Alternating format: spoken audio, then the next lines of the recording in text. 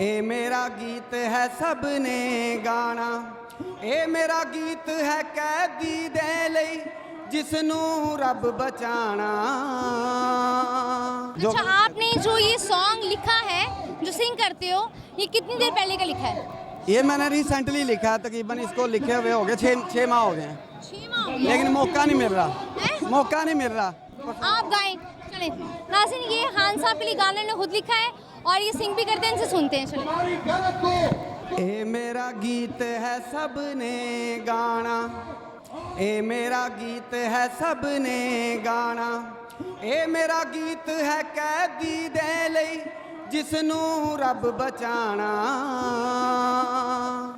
ए मेरा गीत है सबने गाना, ए मेरा गीत है सबने गाना। ए मेरा गीत दरख्तों मैला सूरज जेड पुराना, ओट जन्म तो पिया सानू इस दा कोल हंडाना। होर किसे दी चाह नहीं, इमरान तेरा दीवाना। ए कैदी जे मंग लवे ता जान करा नजराना।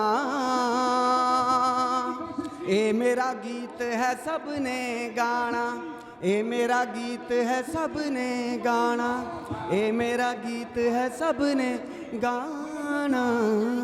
Very nice try. अच्छा, इसको आप बाकायदा तौर पे म्यूजिक के साथ भी लॉन्च करोगे? अभी मेरे पास पैसे नहीं है।